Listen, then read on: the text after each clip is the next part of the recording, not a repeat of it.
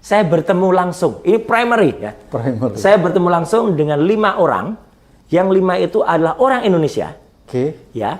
Dan kemudian 5 orang Indonesia itu adalah masuk ke UTS Insert. Oke. Pada tahun di mana Gibran itu juga konon lulus dari sana, konon. Mengakunya. Ya. Mengakunya. Ya. Tahun 2006, ya. Jadi artinya ini sesuai dengan surat yang dikeluarkan oleh Didasmen yang katanya Gibran itu lulus pada tahun 2006. Oke. Jadi orang-orang itu masuk 2005, 2006. Jadi saya ketemu tidak dengan orang yang jauh tahunnya, kan mesti nggak cocok. Seperti Ci Inalim itu, yang dia kata saya sudah cek di website. Satu, dia hanya cek di website. Kedua, website itu paling jauh, paling lama tuh tahun 2010. 2010 Insert memang sudah berbeda. Insert sudah membuka program tidak hanya kursus Inggris, dia sudah buka namanya diploma sama foundation. Pada saat 2005, 2006 tuh hanya ada kursus bahasa Inggris. Dan saya ketemu nggak hanya 1, 5. Ya, short English course ya.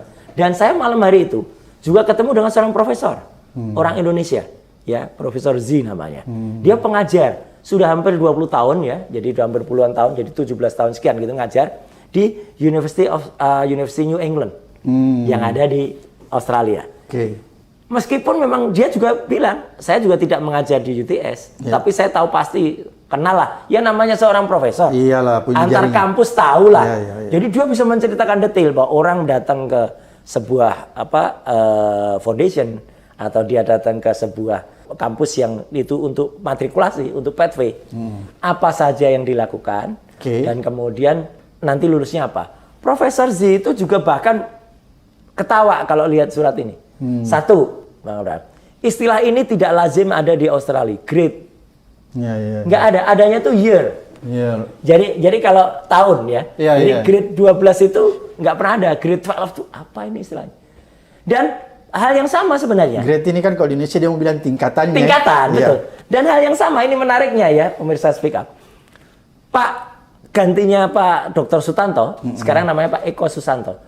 Itu pun ketika melihat surat ini di depan saya, di depan Dr. Resbon, di depan Dr. Tifa, di depan juga teman-teman yang lain ya, ada kemudian Mbak Menu, ada Jamada Girsa, mengatakan surat ini tuh ya, ini keajaiban dunia ke-9.